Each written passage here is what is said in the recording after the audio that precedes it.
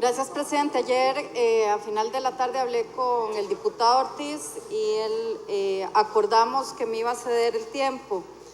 Antes de desarrollar el tema que traigo a consideración en este espacio de control político, quiero hacer un breve comentario que me parece que doña Carla Prendas ha dado en el clavo en términos, y por eso ayer yo señalaba la precisión que hay que tener en materia metodológica para medir la pobreza, porque las transferencias se han dado, las transferencias económicas a la pobreza y a la pobreza extrema se han dado durante los últimos tal vez 2 décadas. Aquí el punto es si efectivamente la sumatoria de poder no duplicar esas transferencias, porque incluso ha habido abuso de sectores vulnerables en el uso de estas transferencias, son una primera palanca para que las personas se mantengan integradas a cosas básicas como el sistema educativo. Por eso se le da el subsidio. El aporte que usted ha señalado hoy me parece que es parte de lo que doña Elena Chacón ha intentado subrayar, que más del 50% son jefas de hogar y que están en una condición, en un círculo no virtuoso, que no es a través de las transferencias que se va a apalancar las oportunidades en este país, sino en la generación de empleo. Y yo creo que ahí estoy segura, doña Carla, con esa misma profundidad con la que usted ha señalado, creo que tenemos que revisar si las fuentes de empleo que este país ha tenido durante los últimos 25 y 30 años, que tienen que ver con la apertura comercial y el descuido de ese otro motor que genera empleo, están siendo lo suficientemente vigorosos para pasar de esa transferencia de pobreza a las oportunidades. A mí me place el enfoque que usted ha señalado. Ayer doña Emilia también señalaba que se ha salido a buscar a la gente, porque mucha de la gente que estaba en pobreza extrema ni siquiera llegaba a la ventanilla única.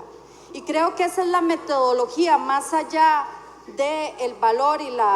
de quien esté de turno, lo que le va a dar a sostenibilidad. Y me parece que usted alumbra a que el método es tan importante como el proceso y los resultados. Y si hay seriedad en la articulación institucional, creo que tal vez en los próximos años no sea un punto o un punto y medio, sino ojalá sean 5 y 6 puntos. Pero lo que es definitivo es que lo que ha generado empleo en este país se estancó y que hay que buscar otras formas, y esas otras formas tienen que ver con el mercado interno, como usted también nos señalaba. Así que no podía dejar de comentarlo, porque me parece que ahí hay que observar la ruta y los acuerdos que de aquí tanto se hablan, aquí y afuera, de cuál es la nueva ruta del desarrollo. Ayer señalaba, hoy mi despacho fue a entregarle al CTP el oficio donde le solicito a don Mario Zárate que por favor haga sobre criterios referidos a lo que podríamos denominar son los órganos de inspección a través del ente costarricense de acreditación. Y señalaba, me parece importante retomarlo, porque creo que este es un ejemplo de poder analizar por qué hay que cerrar el Consejo de Transporte Público. Hay 2 acuerdos de la Junta Directiva, como señalaba ayer, uno con fecha del día 1 de septiembre y uno con fecha del 22 de septiembre, donde básicamente se acredita a 18 entes, de los cuales 3, por cierto, no estaban inscritos, a que den una serie de servicios para poder respaldar los estudios de calidad que los autobuseros que están en la condición de permisionarios, no de concesión, justamente porque no tienen la valoración relativa a la calidad del servicio, y que además han señalado que desde el año pasado han presentado estos estudios y que no han tenido respuesta, que por lo tanto se le está generando una inseguridad jurídica al empresario o al operador de transportes, que de los 300, como señalábamos ayer, ni siquiera el CTP ha podido dar respuesta de uno o dos o de los 3 informes que han sido presentados. Para este año, que es la evaluación anual, el CTP no genera las condiciones que debería demandarse. Yo en la carta, que espero sea contestada, lo que le estoy solicitando al CTP es que por favor haga un recuento de cuáles son los parámetros de ese modelo de calidad que desde el decreto 28.337 fue establecido en lo que tiene que ver con el proceso de sectorización y otros decretos que han venido señalando cuáles son el manual y referencias a poder establecer incluso las condiciones para establecer criterios como el recorrido que tiene, si hay condiciones de recorrido, si hay condiciones para restricciones en ese recorrido, si hay calidad de la vía, en fin, una serie de criterios que finalmente son los que se han resistido en los últimos 14 años a hacerse en este país. Y señalaba el tema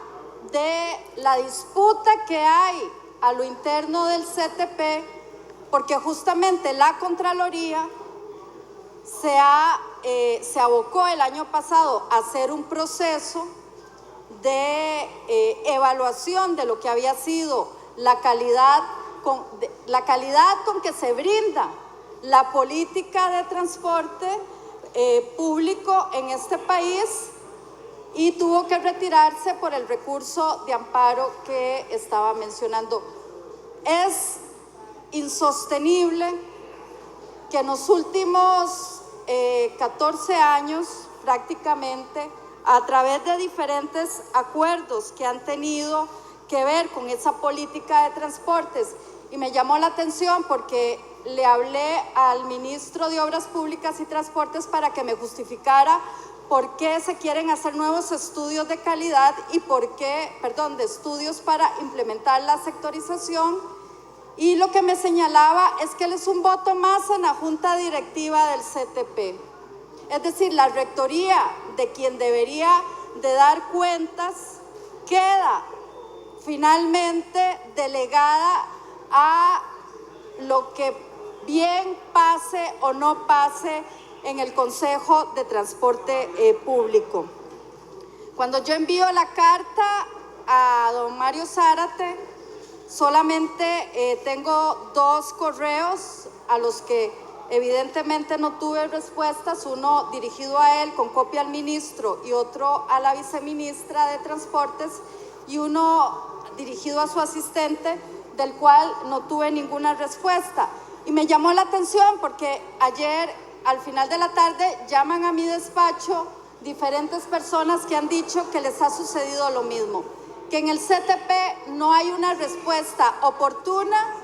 a solicitudes de información. Si bien es cierto, la ley 7969, que es la ley donde está implícito las funciones del CTP, establece que es el órgano coordinador y el órgano que tiene que fijar política. En los últimos años lo que ha hecho es, en mi criterio, manipular la ley, ha confundido concesiones con prórrogas y con permisos, y ha contradicho cosas básicas establecidas por ley.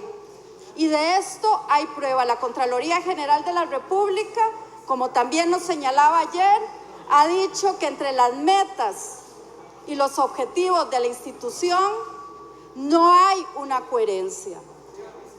Si queremos el interés en estos temas es porque la gente perdió la oportunidad de hacer del transporte público una opción para este país. Tiene que haber respuestas El silencio de estos órganos tiene que terminarse y como diputada PAC no puedo guardar